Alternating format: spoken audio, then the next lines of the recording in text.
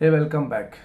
मैं Bhawani Meena, development officer LIC, एक बार फिर आप लोगों के साथ बहुत बढ़िया टॉपिक को लेकर के। आपको हमेशा ऑब्जेक्शन आता है कि inflation inflation inflation, LIC product inflation को बीट नहीं कर रहा है। इन्फ्लेशन को बीट करने के लिए हमको कोई अदर इन्वेस्टमेंट करना होगा, हमको म्यूचुअल फंड में डालना होगा, रियल एस्टेट में डालना होगा, गोल्ड में डालना होगा। इस तरीके की बातें आप लोगों के सामने रेगुलरली आती है और आप इसको फेस भी करते हो। बहुत बार आप इसको क्वालिफाई कर जाते हो, मीन्स उसको कन्विंस कर देते हो, और बहुत बार आप कन्विंस हो करके आ जाते हो। मैं आपको दो सिनेरियो देता हूँ। एक ये कि मुझे ऐसा लगता है कि म्यूचुअल ये अपना इन्फ्लेशन को बीट करने के लिए ना आपको लॉन्ग टर्म में ज़्यादा इन्वेस्ट करना होगा। सबसे पहला लॉन्ग टर्म इन्वेस्टमेंट करना होगा ताकि ज़्यादा बोनस आपके पास में आए, और आपको बड़ी अमाउंट, अच्छी अमाउंट जो है ना आपको लॉन्ग टर्म के लिए इन्वेस्ट करनी होगी। ये हुई एक बात। यदि आप लॉन्ग टर्म इन्वेस्ट नहीं करोगे तो वो ज़्यादा बोनस की रेट को नहीं पाओगे, लॉन्ग टर्म की गारंटी को नहीं पाओगे, तो आपको रिटर्न्स कम आएंगे, तो आपको इन्फ्लेशन बीट वैसे भी नहीं हो सकता। सेकंड सिनेरियो ये कि कोई व्यक्ति जिसने 2000 में पैसा लगाया, 2000 के सन में पैसा लगाया, और वो डायरेक्टली 2020 में उसका रिटर्न पाता। फॉर एग्जाम्पल उसने वहां पर 25,000 रुपये लगाया, अब वो यहाँ पर पाता है। जैसे जीवन श्री पॉलिसी 5 लाख ली और उसके बाद में उसकी 18-20 लाख मैच्योरिटी आ रही है।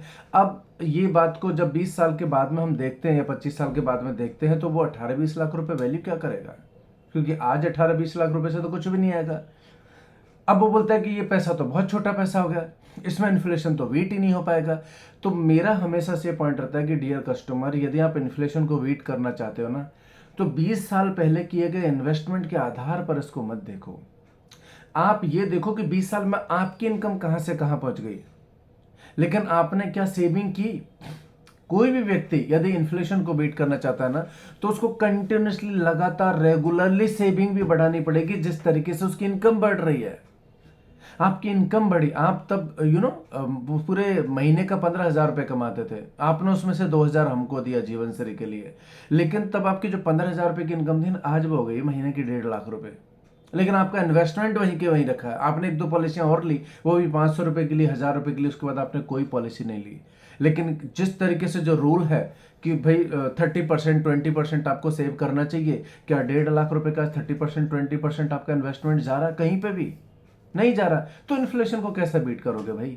आपकी सेविंग बढ़नी चाहिए रेगुलरली, जिस तरीके से आपकी इनकम बढ़ रही। थंब रूल है भाई, 30% सेव करना है, बट वो सेव नहीं हो रहा है, इन्फ्लेशन को बीट नहीं कर पाओगे। तो आप है ना गलत कैलकुलेशन पर गलत कैलकुलेशन दे रहे हो। सवाल ही गलत तरीके से पूछा गया है कि कैसे इन्फ्लेशन को बीट किया जाए। अरे इन्वेस्टमेंट रेगुलर करो भाई, ज्यादा अमाउंट में इन्वेस्टमेंट करो, लॉन्ग टर्म के लिए इन्वेस्टमेंट करो, रेगुलरली इन्वेस्टमेंट करो। जब कोई भी व्यक्ति लगातार इन्वेस्ट करेगा, अच्छी अमाउंट, अपनी 30% 20% की अमाउंट को इन्वेस्ट करेगा और लॉन्ग टर्म इन्वेस्टमेंट करेगा, तो आप ये संभावना क्रिएट कर सकते हैं कि वो शायद इन्फ्लेशन को एक लेवल तक उसको बीट कर जाए। आई होप कि आपको ये अच्छा लगा होगा। अच्छा लगा तो उसको दोस्तों को शेयर करो।